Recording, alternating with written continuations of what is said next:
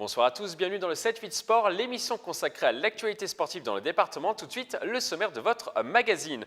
Rugby, les Plaisirois se ressaisissent en Fédéral 3 après avoir perdu contre Meaux le 23 octobre. Les Bleus et Jaunes n'ont fait qu'une bouchée de leurs voisins yvelinois Houille à l'occasion de la 6e journée du championnat. Les détails dans cette édition.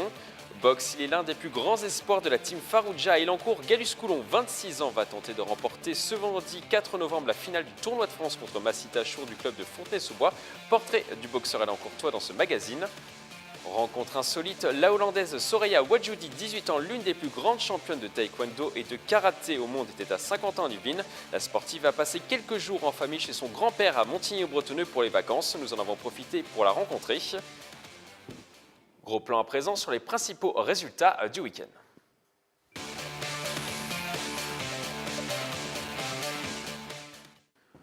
On commence donc par du rugby. Plaisir n'a pas fait de détails ce week-end dans le derby yvelinois contre Houille. Les Plaisirois ont terrassé leurs adversaires 39-5, un résultat qui leur permet de reprendre la deuxième place du classement derrière Ris-Orangis. Les images sont signées à Nicolas Dandry.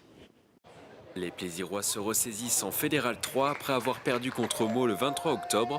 Les Bleus et Jaunes n'ont fait qu'une bouchée de leurs voisins yvelinois Houille à l'occasion de la 6e journée du championnat. Le score est sans appel, 39-5 avec notamment 4 essais marqués en première période. Ce qui a fonctionné en première mi-temps, tout au moins, c'est de la patience, du collectif, un bon collectif, une bonne application de ce qu'on met en place. Je pense qu'on s'est bien retrouvé devant en première mi-temps, même s'il y a encore beaucoup de choses à régler, notamment sur la défense où on a un peu levé le pied en deuxième mi-temps. Ce dimanche, les Plaisirois ont dû une nouvelle fois faire face à une cascade de blessés. 2 joueurs majeurs ont dû déclarer forfait pour la rencontre, dont le capitaine François Levillain. Je crois que c'est le propre de toutes les équipes et que on joue avec les moyens qu'on a au moment. Et puis après, la retourne, j'espère qu'on arrêtera d'avoir une série noire parce que depuis le début de la saison, on ne passe pas un match sans blesser 2 joueurs minimum par dimanche, donc ça fait un peu beaucoup. Le nombre de blessés dans l'effectif ne se ressent pas sur le plan comptable. Avec cette victoire, les Plaisirois sont 2e du classement à 8 points du premier Ris-Orangis et peuvent toujours espérer monter cette saison. À la vue des équipes qu'on a rencontrées jusqu'à maintenant, je pense qu'il y en a 3 qui se dégagent, c'est Ris-Orangis, Meaux et nous-mêmes. Et certainement après Houille et Évreux qui viendront nous gratter un peu derrière. Le Plaisir Rugby Club se déplacera le 13 novembre sur le terrain de Caen, la lanterne rouge du championnat de Fédéral 3.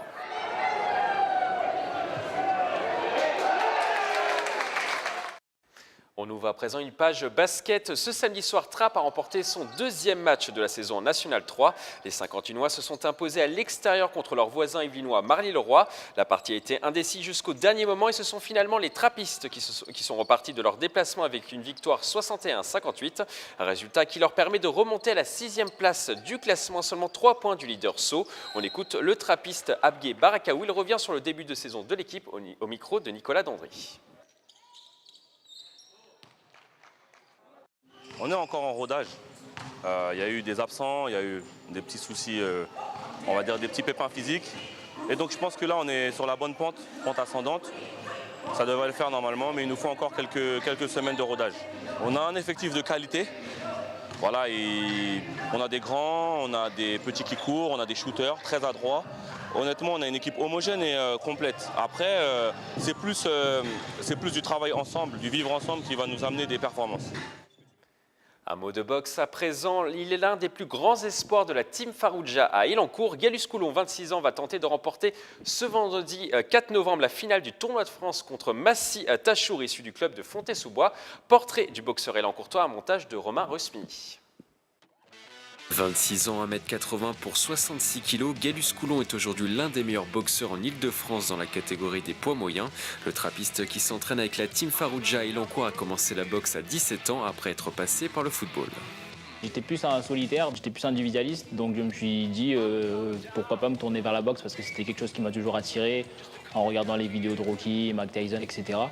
Donc je me suis dit avec un ami un jour, lui aussi il en avait marre du football, donc on s'est tous dirigés vers la salle d'Elancourt. Après avoir combattu en amateur, Galus Coulon s'est lancé en professionnel en 2012 sous les conseils de son mentor, le coach Tanguy Farouja qui l'a pris sous son aile dès son arrivée au club. C'est quelqu'un qui écoute bien. Après, chaque boxeur à haut niveau, il y a toujours des choses où on n'est pas d'accord, mais Galus, c'est quelqu'un d'intelligent. Aujourd'hui, le boxeur affiche un bilan de 6 victoires, 7 défaites et 1 nul. Le stratège participera à la finale du tournoi de France ce vendredi 4 novembre à Cahors contre Massy Tachon de Fontenay-sous-Bois. Pour préparer ce combat, Galus s'entraîne depuis septembre et a mis les gants avec des sparring partners en Normandie et en Ile-de-France. Une préparation spartiate qui le propulse en favori de la rencontre. C'est pas important d'être favori, je pense. Après, sûrement aux yeux de certaines personnes, peut-être, je sais pas. Mais en tout cas, l'adversaire, il est bien là, il est en finale, il n'est pas là par hasard. Donc moi, maintenant, on a fait la préparation avec Tanguy qu'il fallait pour être prêt le jour J. Donc maintenant, à moi de savoir, je sais mes qualités, je sais ce que j'ai à faire pour partir et revenir avec la victoire. Si Galus Coulon remporte son combat vendredi, le trappiste visera un titre de champion de France dans les prochains mois avec son club de cœur, la Team Farouja.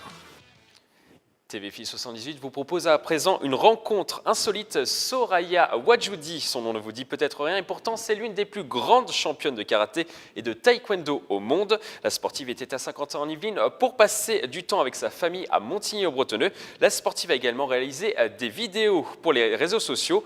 Patrick Jacques de Dixmude pour les images. La Hollandaise Soraya Wadjoudi, 18 ans, l'une des plus grandes championnes de taekwondo et de karaté au monde, était à Saint-Quentin-en-Yvelines. La sportive a passé quelques jours en famille chez son grand-père à Montigny-le-Bretonneux pour les vacances. L'experte en art martial en a profité pour réaliser des vidéos dans la commune yvelinoise afin de diffuser sa passion sur les réseaux sociaux. J'ai commencé le karaté à 4 ans parce que mon père faisait du karaté. Il m'a emmené voir un cours et je me suis dit « Waouh, c'est vraiment sympa ». Alors j'ai commencé. Mon sentiment par rapport au karaté, c'est que quand je fais ce sport, je fais ce que j'aime et j'adore divertir les gens. Depuis ses débuts, la Hollandaise volante est vue par les observateurs comme une prodige.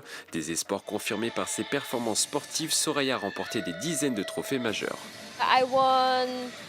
J'ai gagné le tournoi de Hollande, d'Angleterre, d'Allemagne, de Belgique, d'Autriche et le tournoi européen. Le mois dernier, je suis allée au Pérou pour les championnats du monde de taekwondo. J'ai fini 3e, donc je suis la 3e mondiale.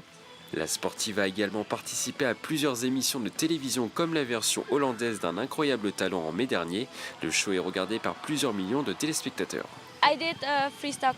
J'ai fait du karaté en freestyle pour cette émission avec 2 autres filles. J'ai fait des chorégraphies avec un sabre, un bâton et également un combat. À 18 ans, Soraya espère désormais participer aux prochains Jeux Olympiques et tourner dans des films ou des publicités.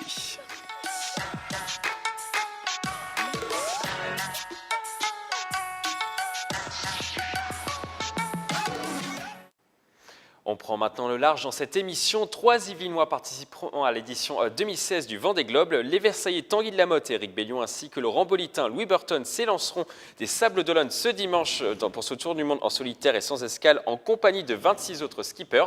Jamais autant d'Yvelinois n'avaient participé à la compétition. On écoute justement l'Yvelinois Louis Burton qui partira à bord de son IMOCA à Bureau-Vallée. Il nous parle de son stress à quelques jours de l'épreuve. C'est vrai que c'est dans la vie d'un marin une très grosse échéance qui approche et un petit peu comme les artistes avant de monter sur scène ont le trac. Moi je commence sérieusement à ressentir le trac là depuis quelques jours, un peu plus de mal à dormir, un peu plus de mal à dormir le matin aussi, donc ça fait des nuits assez courtes. On passe maintenant à notre rubrique Agenda.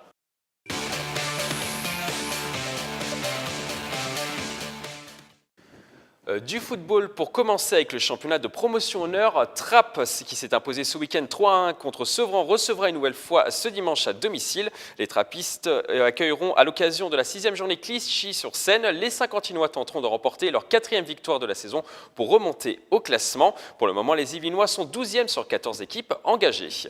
En cyclisme sur piste, le 3e Grand Prix de Vélizy est organisé au Vélodrome national de Saint-Quentin-en-Yvelines. Les meilleurs pistards d'Île-de-France seront en selle pour disputer cette épreuve.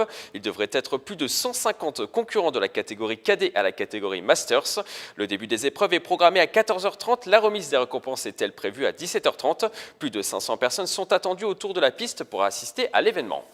On poursuit par du rugby le championnat de promotion Nord. Le Sky reçoit ce dimanche à 15 h sur son terrain au stade du Bout-des-Clos Chili-Mazarin à l'occasion de la 6e journée de la division. Le Sky Rugby doit se reprendre après la défaite concédée contre Triel-les-Mureaux ce dimanche 16 à 11. Les joueurs coachés par Thomas Payen veulent renouer avec la victoire dès ce week-end, mais ce sera compliqué contre les premiers du classement. On termine cette rubrique agenda par du basket en National 2 féminine. Le Chénet-Versailles sera sur les parquets ce week-end. Le LCV 78 reçoit au gymnase Bel-Air l'équipe du Stade français basket ce samedi à 20 h. Le match est annoncé comme le choc de cette 6e journée du championnat. Les Chénésiennes occupent actuellement la 3e place du classement avec 9 points et un bilan de 4 victoires et une défaite depuis le début de la saison. Le Stade français est lui ancré à la 5e place. C'est la fin de ce 7-8 Sport. Merci de l'avoir suivi. Je vous retrouve lundi prochain pour un nouveau magazine. D'ici là, passez une excellente semaine sportive.